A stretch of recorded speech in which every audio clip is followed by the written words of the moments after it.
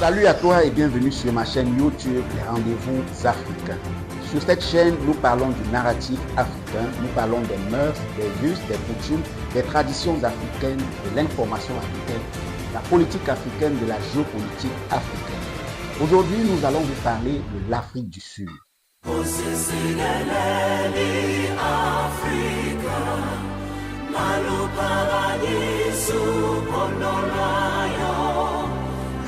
Une compagnie de sondage de transport aérien a fait son sondage en 2024, tout récemment, et les résultats sont sortis sur un échantillon de 4000 au départ, aéroports qui étaient classés. L'entreprise a fait des tri et est arrivée à 239 aéroports. Sur un échantillon de 239 maintenant, il y a eu 3 différents critères pour déterminer les meilleurs aéroports du monde. Ce que je vais vous annoncer, c'est qu'en Afrique, au top 10, nous avons un pays qui fait la différence et ce pays, c'est l'Afrique du Sud, avec pas un seul aéroport, mais 2 aéroports dans le top 10. Aujourd'hui, nous allons vous parler de ces 2 aéroports, l'aéroport de Cape Town et l'aéroport de Johannesburg. Si vous êtes bien installé, n'oubliez pas de partager. Si vous êtes nouveau sur la page, n'oubliez pas de vous abonner, d'activer la cloche de notification afin de ne pas rater nos prochains rendez-vous. Partagez également pour faire bénéficier de nos contenus très édifiants à ceux qui vous entourent. Prenez votre sirop, votre jus de fruits, votre bière, votre whisky ou votre vin selon vos goûts. Croisez vos pieds et faites comme chez vous. Nous allons commencer tout de suite. Let's go! Alors, si vous êtes bien installé, je vais vous donner la liste des 10 aéroports. Je vous rappelle que les 10 aéroports sont les aéroports sélectionnés parmi les 4000 aéroports dans le monde. Et sur cette base de 4000, on a dû distiller encore pour avoir 239 aéroports. Et les 239 aéroports sont passés à des sondages qui respectaient 3 critères. La ponctualité des vols, les avis des clients et l'expérience en termes de restauration et de shopping. Au terme de ce sondage, sur l'échantillon de personnes qui a été pris, on a retenu des aéroports de 69 pays. Donc les 239 aéroports sont des aéroports de 69 pays. Parmi lesquels les pays africains, les pays occidentaux, les pays américains et autres. Le premier aéroport sur la liste, c'est l'aéroport de Doha au Qatar. Le deuxième aéroport, c'est l'aéroport de Cape Town. Bravo pour Cape Town, on peut applaudir. L'Afrique du Sud, bravo, faut applaudir. Le troisième aéroport, c'est Nagoya au Japon. Le quatrième aéroport, c'est Osaka au Japon également. Brasilia vient en 5e position. Johannesburg en 6e position. Bravo encore pour l'Afrique du Sud. 2 aéroports sur le top 10, c'est quelque chose de grand. Je vous rappelle, avant de continuer la liste, qu'il n'y a plus d'autres aéroports africains. Johannesburg est le seul et unique pays africain sur le top 10 et même sur le top beaucoup. Donc, vous allez voir avec la suite. Donc, avant de continuer, on applaudit encore pour Johannesburg et Cape Town. Bravo aux pays africains. Le 8e pays, c'est Salt Lake City. Ça, c'est aux États-Unis, pour ceux qui connaissent. En fait, le 9e pays, c'est Belém au Brésil et le 10e aéroport, c'est Tokyo au Japon. Comment se note la ponctualité? Vous avez l'habitude, pour ceux qui ont souvent voyagé, qui ont pris les avions, vous avez dans un aéroport et le vol qui était prévu à 14h finit par décoller 2 heures plus tard. Ça, c'est fréquent dans nos avions en Afrique centrale et beaucoup plus en Afrique même aussi parce que les aéroports ne tiennent pas compte, n'ont pas de mécanismes pour obliger les compagnies aériennes à respecter les vols. Mais à Cape Town et à Johannesburg, ils ont des mécanismes mis sur pied et nous allons faire une vidéo spéciale dans laquelle nous parlerons de ces mécanismes-là. Qu'est-ce qui fait que les aéroports de Cape Town et de Johannesburg respectent les vols, les heures de vol des passagers et non les autres pays d'Afrique? Dans les avis clients, on note généralement l'expérience client qui grandit en fonction des services qu'offre l'aéroport. Vous allez voir à Cape Town et à Johannesburg, les voitures sont présentes d'un terminal à un autre, on y va en véhicule. D'un terminal à l'avion, on y va en véhicule. Quelle que soit la distance, que ce soit 20 mètres ou 50 mètres du terminal, et à l'avion, c'est en véhicule. Il n'y a pas, les amis, il n'y a pas d'à pied comme dans d'autres aéroports. À Douala, par exemple, où vous arrivez sous la pluie, il y a des bouclettes de pluie d'arrosée et on vous laisse sortir de l'aéroport à pied sur le tarmac en train de marcher. Finalement, il y a des voitures qui passent, même des voitures avec les sacs là, ils sont obligés de s'arrêter pour que vous traversiez. En fait, c'est pas comme ça à Johannesburg. À Johannesburg, tout est tellement réglementé, tout est tellement clair, propre. Les voitures, les véhicules, les bus, les petites voitures, en fonction de la quantité et de la taille de l'avion qui a atterri. Vous allez en véhicule dans l'avion et vous quittez de l'avion pour les terminaux en véhicule. Toujours dans le service client, il y a la satisfaction de la clientèle à travers des commodités telles que le passage pour handicapés qui est respecté partout dans l'aéroport. Les passages qui respectent également les conditions physiques de tout le monde. Il y a les escalateurs à côté pour les personnes à mobilité normale et il y a des escalateurs pour les personnes à mobilité réduite. Ça, c'est un critère qui compte aussi beaucoup dans les aéroports, dans les critères de choix, puisque l'expérience client se fait auprès d'un échantillon de personnes averties. Donc, vous allez voir, je prends encore l'exemple de Douala, où il y a des escaliers carrément pour aller d'un endroit de rez-de-chaussée à haut.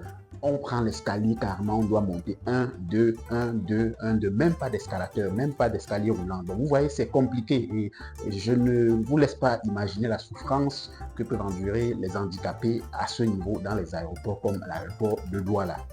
L'expérience de la restauration également compte beaucoup, puisque quand on a cité les trois principaux critères, il y avait l'expérience restauration et shopping. Donc, dans l'expérience restauration, vous allez voir dans les aéroports de Johannesburg et de Cape Town, vous allez voir des restaurants arabes, vous allez voir dans l'aéroport, au sein de l'aéroport des restaurants chinois, vous allez voir au sein de l'aéroport des restaurants avec des recettes japonaises, avec les menus japonais, vous allez voir des restaurants avec des menus africains typiques, vous allez voir des restaurants avec des menus tellement spécialisés que vous ne manquerez de rien. Quel que soit le menu que vous voulez, on vous orientera vers un restaurant qui va vous donner le style de menu que vous voulez. C'est ça aussi l'expérience dans la restauration. Et puis, les chefs qui sont sur place, ce n'est pas les petits chefs, des gens qui viennent faire les dossiers, ils déposent à l'aéroport et on les recrute parce qu'ils sont le cousin ou le frère ou la tante de telle personne. Non, il faut avoir une certaine formation et une certaine expérience pour travailler dans l'aéroport de Cape Town ou de Johannesburg en tant que chef.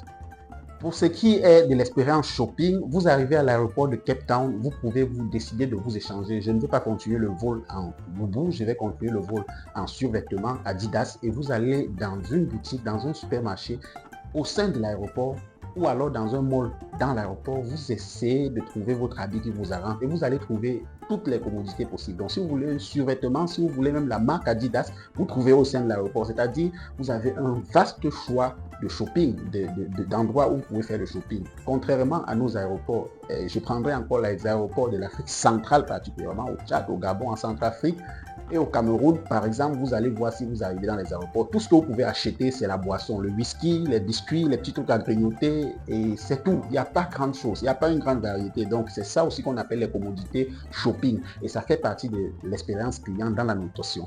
Donc, à Johannesburg et à Cape Town, vous avez cette possibilité d'acheter tout ce que vous voulez. Vous pouvez décider même que pendant les courses à l'aéroport, vous achetez une marmite, une macocotte pour rentrer à la maison, une cocotte minute pour rentrer à la maison. Donc, c'est tellement vaste et là, la satisfaction client y est. Je vais vous laisser sur ce, regarder quelques petits extraits de vidéos qui vous donnent un aperçu de l'aéroport de Johannesburg et également un aperçu de l'aéroport de Cape Town. On vous revient juste après. Aéroport international OR Tambo, Johannesburg, Afrique du Sud. Cet aéroport peut être décrit en un mot, le plus grand et le plus fréquenté d'Afrique du Sud et d'Afrique dans son ensemble. Il a été renommé le 27 octobre 2006, en l'honneur du politicien anti-apartheid, Oliver Reginald Tambo. Il gère actuellement plus de 17 millions de passagers par an, avec des mises à niveau récentes de l'infrastructure lui permettant de gérer jusqu'à 28 millions de passagers par an. Environ 18 000 personnes sont employées dans diverses industries, et l'aéroport joue un rôle important dans l'économie de la province de Gauteng. Oliver Reginald Tambo était l'un des pères fondateurs les plus importants de l'Afrique du Sud, et l'aéroport porte son nom en l'honneur de sa contribution significative à la libération du pays. L'aéroport international de OR Tambo est l'un des 3 seuls au monde à proposer des vols vers tous les continents à l'exception de l'Antarctique. Il est situé à une hauteur de 5 558 pieds, au-dessus du niveau de la mer, et possède 2 pistes nord-sud. Il a accueilli 19 164 000 passagers en 2014. Il s'agit d'une augmentation de 9,3% par rapport aux chiffres de l'année précédente. Le transport aérien a été l'un des modes de transport les plus dépendants au fil du temps dans le monde. Aéroport international du Cap, Cape Town, Afrique du Sud. Cet aéroport a accueilli 8 636 294 passagers en 2014. Le nombre de passagers de l'aéroport international du Cap a augmenté de 3,4% en 2014 par rapport à 2013. Cet aéroport propose des vols intérieurs directs vers Johannesburg et Durban. En 2011, le voyage de Johannesburg était la 9e route aérienne la plus fréquentée au monde, transportant 4,5 millions de passagers. Mango et South African Express utilisent l'aéroport international du Cap comme hub principal. Il dispose d'un terminal à 2 niveaux, ainsi que de boutiques, de restaurants, d'hôtels et d'une ligne de métro qui relie Cape Town.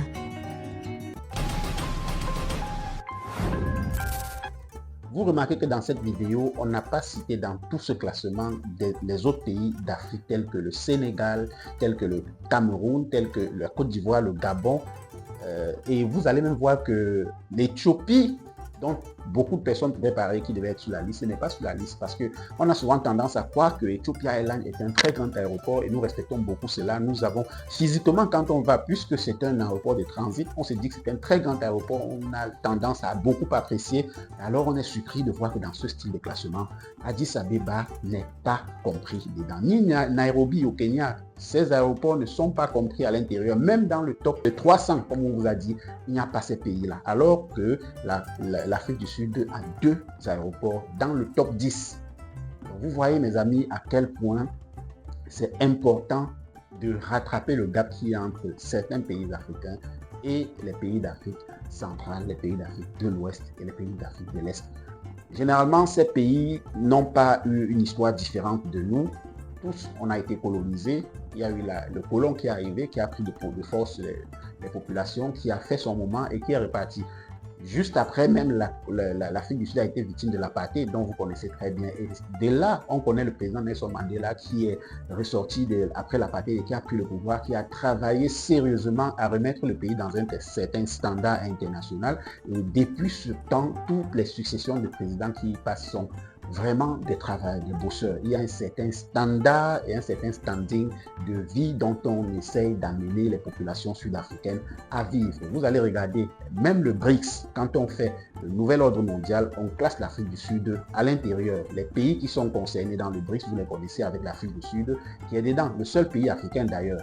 Comment peut-on faire un nouvel ordre mondial sans l'Afrique du Sud? C'est impensable, c'est inconcevable. Donc du coup, les pays du BRICS qui veulent concurrencer et qui veulent détruire l'ordre mondial qui existait déjà, qui a été imposé par les pays occidentaux et l'ONU et l'OTAN, tel que vous voyez, sont en train de vouloir défaire cela à travers le BRICS. Et l'Afrique du Sud fait partie des pays qui sont constitutifs du BRICS.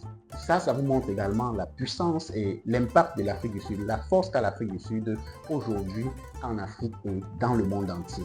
Ce n'est pas tout. Vous allez voir, lorsque nous parlerons dans une prochaine vidéo des systèmes éducatifs, vous allez voir également que les universités d'Afrique du Sud sont parmi les meilleures dans le monde. Je vous parle par exemple de UCT, qui est une université en Afrique du Sud et qui est parmi les meilleures universités, le top 10 également dans le monde, si je ne me trompe pas, mais en tout cas, la meilleure université en Afrique. Et dans le top 10 des universités africaines, on va classer au moins 4 universités d'Afrique du Sud. Dans le top 10, au moins 3 à 4 universités d'Afrique du Sud. Ça montre à quel point les Sud-Africains ont pris au sérieux le développement, l'accroissement de leur pays et les conditions actuelles de l'ordre mondial, de l'évolution de l'économie des pays. Dans notre classement, il y a les pays comme le Maroc, aussi, qui sont des pays africains qui occupent la 214e place. Il y a les pays comme la Tunisie qui occupe la 239e place. Et il y a les pays comme la France qui arrive très loin après l'Afrique du Sud. Je vous rappelle encore que l'Afrique du Sud a 2 pays dans le top 10. Et la France arrive à la 186e place. L'Allemagne arrive à la 156e place. Vous voyez à quel point l'Afrique du Sud a sémé les pays tels que l'Allemagne et la France. Donc alors, Je pense qu'il est important que les pays africains suivent le cap avec ce que fait l'Afrique du Sud. Ce pays travaille durement. Ces gars travaillent durement. Et ne soyez pas étonnés, vous êtes étonnés que quand vous allez là-bas, on dit non, les Sud-Africains sont très xénophobes. Mais il y a de quoi, il y a de quoi, il y a de quoi. Parce que vous, dans vos pays, vous ne travaillez pas. Donc du coup, vous voulez aller dans les pays où c'est déjà arrangé. Comment est-ce qu'ils ont fait que ce soit arrangé? Il y a d'abord l'esprit des populations. L'esprit sud-africain n'est pas le même esprit qu'ailleurs. Vous ne pouvez pas marcher en Afrique du Sud, vous mangez une peau de banane, vous jetez comme ça partout. Non, un Sud-Africain va vous dire, hello, c'est pas propre ce que vous faites là. Il va vous demander de ramasser. L'esprit, le mindset. Partout au Cameroun, au Gabon, au Congo, mange la banane, on balance ça à travers la fenêtre de la voiture. Et puis c'est comme ça. Voilà.